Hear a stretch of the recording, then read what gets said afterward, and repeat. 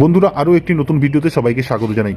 আজকে আমরা এই ভিডিওতে খুবই একটি গুরুত্বপূর্ণ জিকে ক্লাস করতে চলেছি, যেখানে এনটিপিসি এক্সাম 2021-এ আসা একটি সম্পূর্ণ জিকের সেট নিয়ে আলোচনা করব। তাই ভিডিওটি খুবই গুরুত্বপূর্ণ হতে চলেছে। শুরু থেকে শেষ পর্যন্ত অবশ্যই কিন্তু মনোযোগ সহকারে দেখবে এবং ভালো লাগলে লাইক, কমেন্টও শেয়ার করবে। তো বন্ধুরা, বেশি কথা না বলে চলো আমরা ক্লাসটি শুরু করি।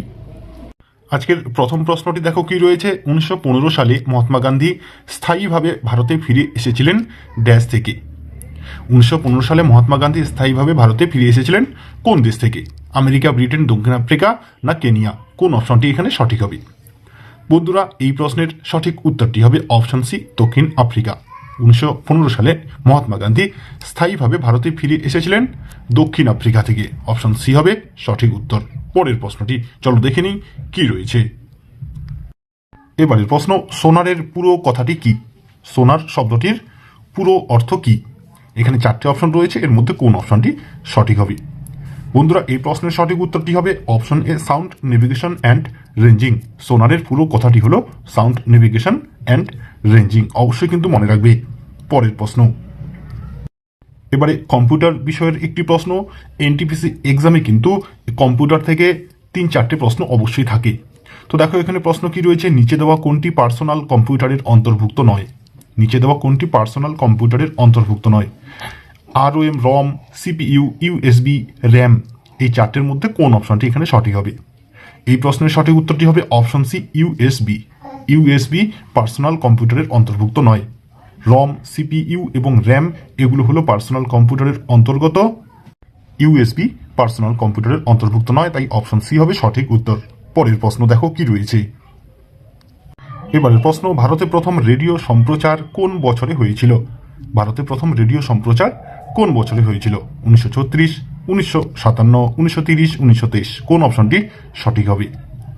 এখানে অপশন ডি 1923 খ্রিস্টাব্দ হবে সঠিক উত্তর। ভারতে প্রথম রেডিও সম্প্রচার শুরু হয়েছিল 1923 খ্রিস্টাব্দে। পরের প্রশ্ন, 1752 সালে কোন আমেরিকান বিজ্ঞানী প্রমাণ করেছিলেন যে বজ্রপাত এবং কাপড় থেকে আগুনের ফুলকি হচ্ছে একই দশার অন্তর্ভুক্ত? বজ্রপাত এবং কাপড় থেকে আগুনের ফুলকি হচ্ছে একই দশার অন্তর্ভুক্ত। এটি কোন আমেরিকান বিজ্ঞানী প্রমাণ করেছিলেন? বন্ধুরা, এই প্রশ্নের সঠিক উত্তরটি হবে option B, Benjamin Franklin. American বিজ্ঞানী বেঞ্জামিন ফ্রাঙ্কলিন 1752 সালে প্রমাণ করেছিলেন যে বজ্রপাত এবং কাপড় থেকে আগুনের ফুলকি হচ্ছে একই দশার অন্তর্ভুক্ত।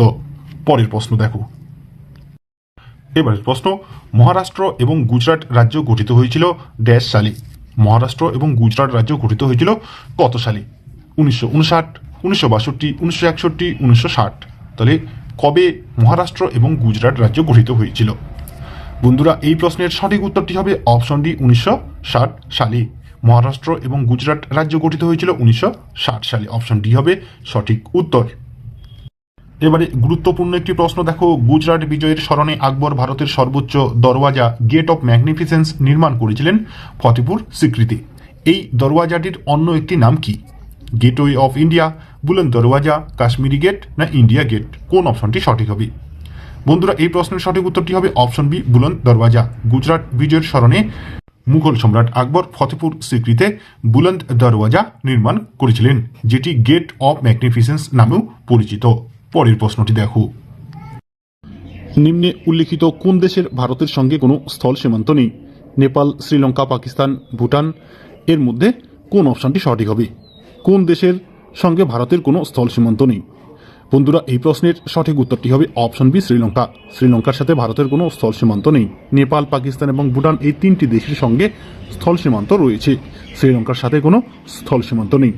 পরের প্রশ্ন, এবারের প্রশ্ন, বোকারো ইস্পাত কারখানা স্থাপিত হয়েছিল 1964 সালে ড্যাশ সহযোগিতায়? তাহলে এখানে দেখো কোন দেশের সহযোগিতায় 1964 সালে বোকারো ইস্পাত কারখানা স্থাপিত হয়েছিল? এখানে 4টে অপশন রয়েছে, জার্মান, সুইস, ব্রিটিশ, সোভিয়েত। তাহলে কোন অপশনটি সঠিক হবে?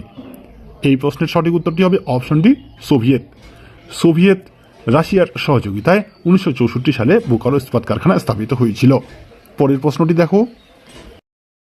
বন্ধুরা, আজকে আমরা এই ভিডিওতে 2021 সালের একটি শিফটে আসা জিকে জিএস প্রশ্নগুলি নিয়ে আলোচনা করছি।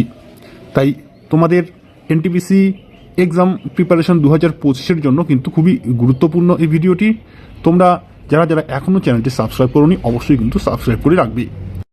এবারের প্রশ্ন, 1916 সালের লখনৌ চুক্তি এক যৌথ রাজনৈতিক মঞ্চ প্রদান করেছিল ভারতের জাতীয় কংগ্রেসের মধ্যমপন্থী, চরমপন্থী এবং কাদের মধ্যে?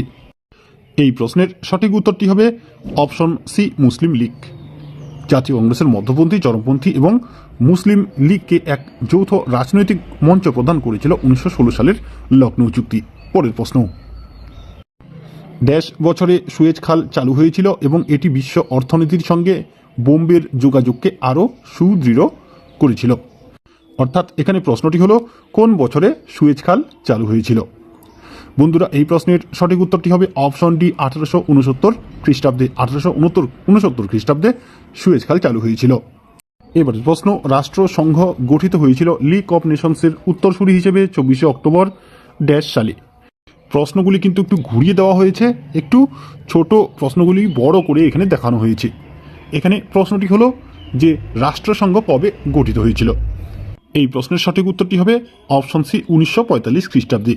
1945 খ্রিস্টাব্দের 24শে অক্টোবর রাষ্ট্রসংঘ গঠিত হয়েছিল লিগ অফ নেশনসের উত্তরসূরি হিসেবে। পরের প্রশ্নটি দেখো, খুবই একটি গুরুত্বপূর্ণ প্রশ্ন। দেখো, ভারতের সফলভাবে সবুজ বিপ্লব রূপায়ণের কৃতিত্ব দেওয়া হয় কাকে? M S Swaminathan, Harishchandra, Satyendranath Bose, Subrahmanyam Chandrasekhar. তাহলে কোন অপশনটি সঠিক হবে? বিভিন্ন কম্পিটিটিভ এক্সামে এই প্রশ্নটি কিন্তু অবশ্যই আসে। এই প্রশ্নের সঠিক উত্তরটি হবে option A, M S Swaminathan. M S স্বামীনাথনকে ভারতের সবুজ বিপ্লবের জনক বলা হয়। সবুজ বিপ্লবের রূপায়ণের কৃতিত্ব দেওয়া হয় এই এম এস স্বামীনাথনকে। এই প্রশ্নটিও দেখো এখানে বড় করে দেখানো হয়েছে। ড্যাশ হচ্ছে ভারতের বৃহত্তম মাটির বাঁধ এবং এশিয়ার দ্বিতীয় বৃহত্তম। এই বাঁধের নামকরণ করা হয়েছে মহাবলীর পুত্রের নাম অনুসারে, যিনি কেরালার রাজা ছিলেন। তাহলে এখানে কোন বাঁধটি হচ্ছে ভারতের বৃহত্তম মাটির বাঁধ এবং এশিয়ার দ্বিতীয় বৃহত্তম বাঁধ, যার নামকরণ করা হয়েছে মহাবলীর পুত্রের নাম অনুসারে? এই প্রশ্নের সঠিক উত্তরটি হবে অপশন বি, বানাসুর সাগর বাঁধ। বানাসুর সাগর বাঁধ হচ্ছে ভারতের বৃহত্তম মাটির বাঁধ ও এশিয়ার দ্বিতীয় বৃহত্তম বাঁধ। পরের প্রশ্ন, ড্যাশ হচ্ছে এক অতি পরিচিত নক্ষত্রপুঞ্জ যা সন্ধ্যের সময় দেখা যায়। এই নক্ষত্রপুঞ্জ দি হান্টার নামেও কিন্তু পরিচিত। তাহলে কোন নক্ষত্রপুঞ্জ যা সন্ধ্যের সময় দেখা যায় দি হান্টার নামে পরিচিত? এখানে অপশন বি, ওরিয়ন হবে সঠিক উত্তর। ওরিয়ন হচ্ছে এক অতি পরিচিত নক্ষত্রপুঞ্জ যা সন্ধ্যের সময় দেখা যায় এবং এটি দি হান্টার নামেও পরিচিত। পরের প্রশ্নটি দেখে নিই কি রয়েছে। আন্তর্জাতিক বিচার আদালত কোথায় অবস্থিত? আন্তর্জাতিক বিচার আদালত কোথায় অবস্থিত? New York, Austria, Hague, Washington. কোন অপশনটি সঠিক হবে? এই প্রশ্নের সঠিক উত্তরটি হবে অপশন সি, হেগ। নেদারল্যান্ডের হেগ শহরে আন্তর্জাতিক বিচার আদালত অবস্থিত। পরের প্রশ্ন, উত্তরাখণ্ডের হুমায়ুন অঞ্চলের জনপ্রিয় তরবারি নৃত্যকে বলা হয় কত্থক, ঘুমর, লাবণী, চহলিয়া। কোন অপশনটি সঠিক হবে? নৃত্য সম্বন্ধে 2-3টি প্রশ্ন কিন্তু অবশ্যই থাকে। তো এই প্রশ্নের সঠিক উত্তরটি হবে অপশন ডি, চহলিয়া। উত্তরাখণ্ডের হুমায়ুন অঞ্চলের জনপ্রিয় তরবারি নৃত্যকে বলা হয় চহলিয়া। পরের প্রশ্ন, কোন ব্রিটিশ পদার্থবিদকে নোবেল পুরস্কারে সম্মানিত করা হয়েছিল 1906 সালে ইলেকট্রন আবিষ্কারে তার ভূমিকার জন্য? এই প্রশ্নের সঠিক উত্তরটি হবে option B, J J Thomson. British পদার্থবিদ জে জে থমসনকে নোবেল পুরস্কারে সম্মানিত করা হয়েছিল 1906 সালে ইলেকট্রন আবিষ্কারে তার ভূমিকার জন্য। পরের প্রশ্নটি দেখো, ড্যাশ ছিল ভারতে তৈরি প্রথম রঙিন চলচ্চিত্র? তাহলে ভারতে তৈরি প্রথম রঙিন চলচ্চিত্র কোনটি? ছোটা চেতন, কিষান কানাইয়া, আলম আরা, রাজা হরিশ্চন্দ্র। কোন অপশনটি সঠিক হবে? এই প্রশ্নের সঠিক উত্তরটি হবে অপশন বি, কিষান কানাইয়া। কিষান কানাইয়া ছিল ভারতে তৈরি প্রথম রঙিন চলচ্চিত্র। পরের প্রশ্নটি দেখো, একটি অডিটোরিয়ামে শব্দের বিদ্যমান্যতা হচ্ছে বারংবার শব্দের প্রতিফলনের ফল এবং একে বলা হয়। তাহলে একটি অডিটোরিয়ামে শব্দের বিদ্যমানতা হচ্ছে বারংবার শব্দের প্রতিফলনের ফল, একে কি বলা হয়? এই প্রশ্নের সঠিক উত্তরটি হবে অপশন ডি, প্রতিধ্বনি। একটি অডিটোরিয়ামে বা কোনো হল ঘরে শব্দের যে বিদ্যমানতা বজায় থাকে এটি হচ্ছে বারংবার শব্দের প্রতিফলনের ফল, একে বলা হচ্ছে প্রতিধ্বনি। পরের প্রশ্ন, 1977 থেকে 1979 পর্যন্ত ভারতের উপপ্রধানমন্ত্রী ছিলেন মোরারজি দেশাই, জগজীবন রাম, জে.বি. কৃপালানি, জে.সি. শাহ। কোন অপশনটি সঠিক হবে? 1977 থেকে 1979 পর্যন্ত ভারতের উপপ্রধানমন্ত্রী কে ছিলেন? এই প্রশ্নের সঠিক উত্তরটি হবে অপশন বি, জগজীবন রাম। জগজীবন রাম 1977 থেকে 1979 পর্যন্ত ভারতের উপপ্রধানমন্ত্রী ছিলেন। মহাত্মা গান্ধী দক্ষিণ আফ্রিকা থেকে ভারতে ফেরার পর জনসমক্ষে প্রথম গুরুত্বপূর্ণ অনুষ্ঠানে এসেছিলেন কোনটির উদ্বোধনে ফেব্রুয়ারি 1916 সালে? এই প্রশ্নের সঠিক উত্তরটি হবে অপশন ডি, বেনারস হিন্দু বিশ্ববিদ্যালয়। মহাত্মা গান্ধী দক্ষিণ আফ্রিকা থেকে ভারতে ফেরার পর প্রথম যে অনুষ্ঠানে জনসমক্ষে এসেছিলেন সেটি হলো বেনারস হিন্দু বিশ্ববিদ্যালয়ের উদ্বোধনী অনুষ্ঠানে 1916 সালের ফেব্রুয়ারি মাসে। পরের প্রশ্ন, কেওলাদেও ঘানা জাতীয় উদ্যান কোথায় অবস্থিত? কেওলাদেও ঘানা জাতীয় উদ্যান কোথায় অবস্থিত? মিজোরাম, মহারাষ্ট্র, রাজস্থান, বিহার? কোন অপশনটি সঠিক হবে? বন্ধুরা, এই প্রশ্নের সঠিক উত্তরটি হবে অপশন সি, রাজস্থান। রাজস্থানে কেওলাদেও ঘানা জাতীয় উদ্যান অবস্থিত। এবারের প্রশ্ন, কোন বছরে দিল্লিকে সরকারিভাবে ব্রিটিশ ভারতের রাজধানী হিসেবে ঘোষণা করেন সম্রাট পঞ্চম জর্জ? 1911, 1907, 1913, 1910? কোন অপশনটি সঠিক হবে? এখানে অপশন এ 1911 খ্রিস্টাব্দ হবে সঠিক উত্তর। 1911 খ্রিস্টাব্দে দিল্লিকে সরকারিভাবে ব্রিটিশ ভারতের রাজধানী হিসেবে ঘোষণা করা হয় এবং এটি ঘোষণা করেন সম্রাট পঞ্চম জর্জ। 1911 সালের জনগণনা অনুযায়ী ভারতের কোন রাজ্যের জনঘনত্ব সবচেয়ে কম? 2011 সালের জনগণনা অনুযায়ী ভারতের কোন রাজ্যের জনঘনত্ব সবচেয়ে কম? এই প্রশ্নের সঠিক উত্তরটি হবে অপশন এ, অরুণাচল প্রদেশ। 2011 সালের জনগণনা অনুযায়ী ভারতের অরুণাচল প্রদেশের রাজ্যের জনঘনত্ব সবচেয়ে কম। অপশন এ হবে সঠিক উত্তর।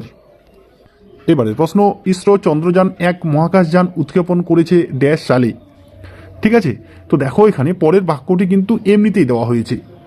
কি বলেছে এখানে দেখো, এটিতে এমন ব্যবস্থা করা হয়েছে যাতে চন্দ্রে কঠিন বরফের উপস্থিতি জানা যাবে। তো এখানে প্রশ্ন হলো ইসরো চন্দ্রযান-1 মহাকাশযান উৎক্ষেপণ করেছে কত সালে? এই প্রশ্নের সঠিক উত্তরটি হবে অপশন সি, 2008 সালে। ইসরো চন্দ্রযান-1 মহাকাশযান 2008 সালে উৎক্ষেপণ করেছিল। এবারের প্রশ্ন, ভারতীয় রেলে যাত্রাপথ এবং সময়ের প্রেক্ষিতে দীর্ঘতম ট্রেনটি হলো যোগ এক্সপ্রেস, বিবেক এক্সপ্রেস, সমঝোতা এক্সপ্রেস, গোল্ডেন চ্যারিয়ট? কোন অপশনটি সঠিক হবে? এখানে অপশন বি, বিবেক এক্সপ্রেস হবে সঠিক উত্তর। ভারতীয় রেলে যাত্রাপথ এবং সময়ের প্রেক্ষিতে দীর্ঘতম ট্রেনটি হলো বিবেক এক্সপ্রেস। এটি আসামের ডিব্রুগড় থেকে তামিলনাড়ুর কন্যাকুমারী পর্যন্ত চলে। পরের প্রশ্ন, কোন অঞ্চলটিতে জার্মানির 80% ইস্পাত উৎপন্ন হয়? কোন অঞ্চলটিতে জার্মানির 80% ইস্পাত উৎপন্ন হয়? Stuttgart, Hanover, Ruhr, Munich? কোন অপশনটি সঠিক হবে? এখানে অপশন সি, রুর হবে সঠিক উত্তর। রুর অঞ্চলটিতে জার্মানির 80% ইস্পাত উৎপন্ন হয়। জয় জওয়ান জয় কিষাণ স্লোগানটি কার সৃষ্টি? জয় জওয়ান জয় কিষাণ স্লোগানটি কার সৃষ্টি? জয়প্রকাশ নারায়ণ, যে দৌলতরাম, লাল বাহাদুর শাস্ত্রী, শ্যামাপ্রসাদ? কোন অপশনটি সঠিক হবে? এখানে অপশন সি, লাল বাহাদুর শাস্ত্রী হবে সঠিক উত্তর। জয় জওয়ান জয় কিষাণ স্লোগানটি সৃষ্টি করেছিলেন লাল বাহাদুর শাস্ত্রী। পরের প্রশ্ন, এবারের প্রশ্ন, নিচের কোনটি একটি ইনপুট ডিভাইস? কম্পিউটার থেকেও কিন্তু তোমাদের 2-3টি প্রশ্ন থাকবেই। অপশনে রয়েছে inkjet printer, optical character reader, headphone, projector? কোন অপশনটি সঠিক হবে? কোনটি ইনপুট ডিভাইস? এখানে option B, optical character reader হবে সঠিক উত্তর। অপটিক্যাল ক্যারেক্টার রিডার হলো একটি ইনপুট ডিভাইস। বাকি যে অপশনগুলি রয়েছে ইঙ্কজেট প্রিন্টার, হেডফোন, প্রজেক্টর, এগুলি হলো আউটপুট ডিভাইস। অপশন বি হবে সঠিক উত্তর। তাহলে বন্ধুরা, আজকে আমরা এই ভিডিওতে 2021 সালে এনটিপিসি এক্সামে আসা একটি শিফটের প্রশ্ন উত্তর নিয়ে আলোচনা করলাম। আশা করি তোমাদের উপকারে আসবে। যদি ভালো লাগে অবশ্যই লাইক, কমেন্ট ও শেয়ার করবে। আজকে এ পর্যন্তই, ধন্যবাদ।